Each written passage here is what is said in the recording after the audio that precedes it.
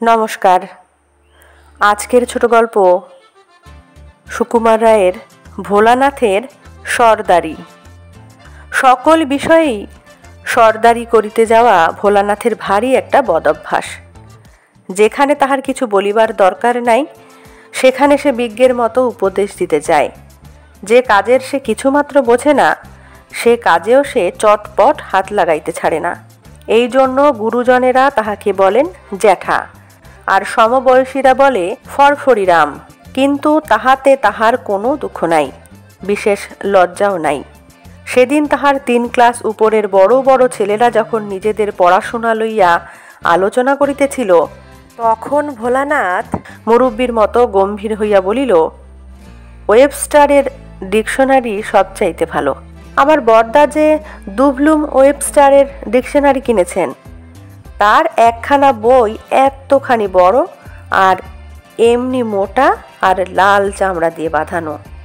উঁচু ক্লাসের একজন ছাত্র আচ্ছা করিয়া তাহার কান মলিয়া বলিল, কীরকম লাল হে, তোমার এই কানের মতো? তবু ভোলানাথ এমন বেহায়া, সে তার পরদিনই সেই তাহাদেরই কাছে ফুটবল সম্বন্ধে কি যেন মতামত দিতে গিয়া এক চড় খাইয়া আসিল। বিশুদের একটা ইঁদুর ধরিবার কল ছিল।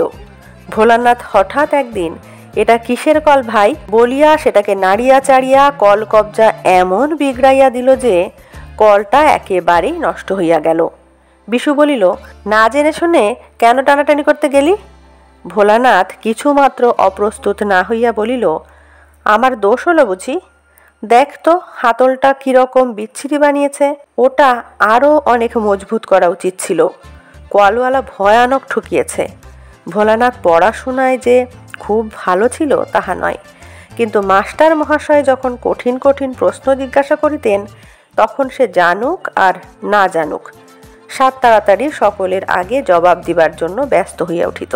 জবাবটা অনেক সময়েই বোকার মতো হইত।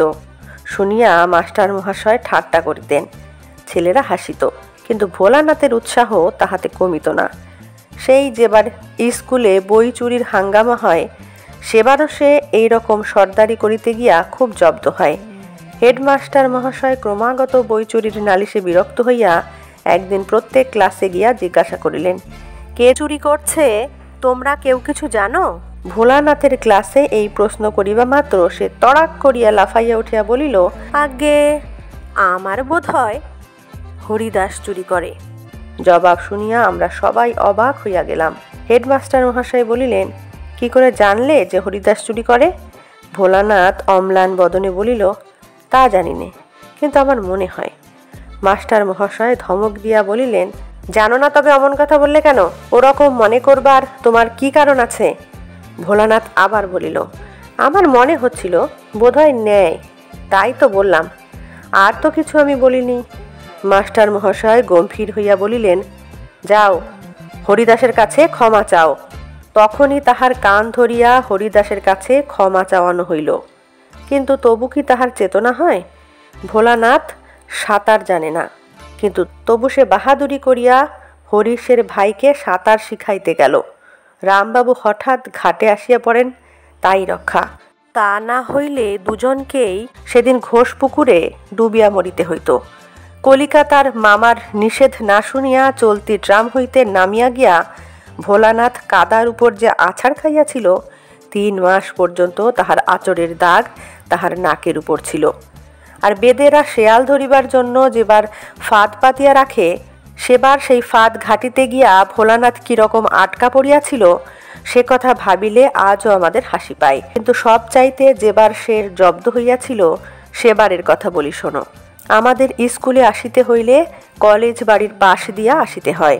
সেখানে একটা ঘর আছে, তাহাকে বলে ল্যাবরেটরি। সেই ঘরে নানা রকম অদ্ভুত কলকারখানা থাকিত। ভোলানাথের সবটাতেই বাড়াবাড়ি।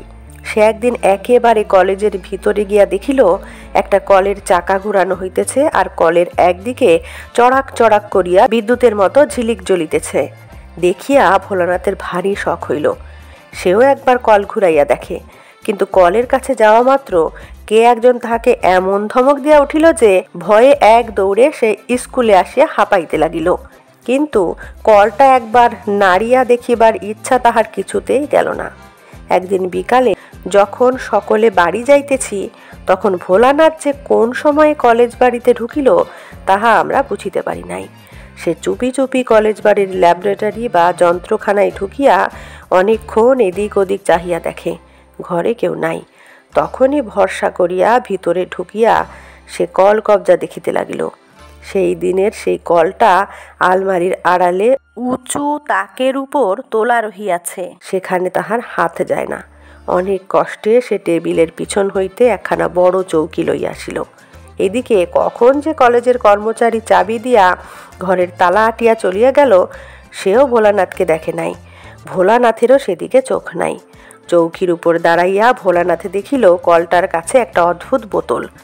সেটা যে বিদ্যুতের বোতল ভোলানাথ তাহা জানে না। সে বোতলটাকে ধরিয়া সরাইয়া রাখিতে গেল। মনে হইল যেন তাহার হাড়ের ভিতর পর্যন্ত কিসের একটা ধাক্কা লাগিল।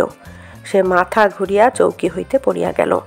বিদ্যুতের ধাক্কা খাইয়া ভোলানাথ খানিকক্ষণ হতভম্ব হইয়া রহিল। তারপর ব্যস্ত হইয়া পলাইতে গিয়া দেখে দরজা বন্ধ। অনেকক্ষণ দরজায় ধাক্কা দিয়া কিল ঘুষি লাথি মারিয়াও দরজা খুলিল না। জানালাগুলি অনেক উঁচুতে আর বাহির হইতে বন্ধ করা। চৌকিতে উঠিয়াও নাগাল পাওয়া গেল না। তাহার কপালে দরদর করিয়া ঘাম ঝরিতে লাগিল। সে ভাবিল প্রাণপণে চিৎকার করা যাক, যদি কেউ শুনিতে পায়। কিন্তু তাহার গলার স্বর এমন বিকৃত শোনাইল আর মস্ত ঘরটাকে এমন অদ্ভুত প্রতিধ্বনি হইতে লাগিল যে নিজের আওয়াজে নিজেই সে ভয় পাইয়া গেল। ওদিকে প্রায় সন্ধ্যা হইয়া আসিয়াছে। কলেজের বটগাছটির উপর হইতে একটা পেঁচা হঠাৎ ভূত ভূতুম ভূত বলিয়া বিকট শব্দে ডাকিয়া উঠিল। সেই শব্দে একেবারে দাঁতে দাঁত লাগিয়া ভোলানাথ এক চিৎকারেই অজ্ঞান। কলেজের দারোয়ান তখন আমাদের স্কুলের পাড়েজি আর দু চারটি দেশ ভাইয়ের সঙ্গে জুটিয়া মহা উৎসাহে হা হা রে কাহা গয় রাম বলিয়া ঢোল করতাল পিটাইতেছিল। তাহারা কোনো রূপ চিৎকার শুনিতে পায় নাই। রাত দুপুর পর্যন্ত তাহাদের কীর্তনের হল্লা চলিল।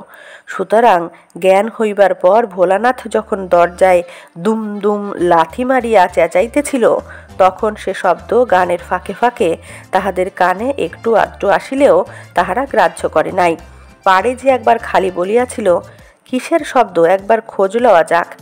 তখন অন্যরা বাধা দিয়া বলিয়াছিল, আরে চিল্লানে দেও। এমনি করিয়া রাত 12টার সময় যখন তাহাদের উৎসাহ ঝিমাইয়া আসিল, তখন ভোলানাথের বাড়ির লোকেরা লণ্ঠন হাতে হাজির হইল। তাহারা বাড়ি বাড়ি ঘুরিয়া কোথাও তাহাকে আর খুঁজিতে বাকি রাখে নাই। দারোয়ানদের জিজ্ঞাসা করায় তাহারা এক বাক্যে বলিল, স্কুল বাবুদের কাহাকেও তাহারা দেখে নাই। এমন সময় সেই দুম দুম শব্দ আর চিৎকার আবার শোনা গেল। তারপর ভোলানাথের সন্ধান পাইতে আর বেশি দেরি হইল না। কিন্তু তখনও উদ্ধার নাই। দরজা বন্ধ। চাবি গোপালবাবুর কাছে। গোপালবাবু বাসায় নাই, ভাইঝির বিবাহে গিয়াছেন। সোমবার আসিবেন। তখন অগত্যা মই আনাইয়া জানালা খুলিয়া সার্সির কাচ ভাঙিয়া অনেক হাঙ্গামার পর ভয়ে মৃতপ্রায় ভোলানাথকে বাহির করা হইল। সে ওখানে কি করিতেছিল, কেন আসিয়াছিল, কেমন করিয়া আটকা পড়িল ইত্যাদি জিজ্ঞাসা করিবার জন্য তাহার বাবা প্রকাণ্ড এক চড় তুলিতেছিলেন। কিন্তু ভোলানাথের ফ্যাকাশি মুখখানা দেখিবার পর সে চড় আর তাহার গালে নামে নাই। নানা জনে জেরা করিয়া তাহার কাছে যে সমস্ত কথা আদায় করিয়াছেন, তাহা শুনিয়াই আমরা তাহার আটকা পড়িবার বর্ণনাটা দিলাম। কিন্তু আমাদের কাছে এত কথা কবুল করে নাই। আমাদের সে আরও উল্টা বুঝাইতে চাহিয়াছিল যে সে ইচ্ছা করিয়াই বাহাদুরির জন্য কলেজ বাড়িতে রাত কাটাইবার চেষ্টায় ছিল।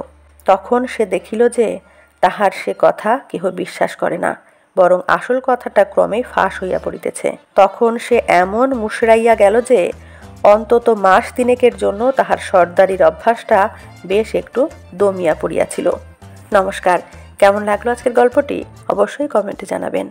ভালো লাগলে লাইক, কমেন্ট, শেয়ার করবেন। চ্যানেলটিতে নতুন হয়ে থাকলে চ্যানেলটি সাবস্ক্রাইব করে অল নোটিফিকেশান অন করে বেল আইকন প্রেস করবেন সবার আগে নোটিফিকেশান পেতে।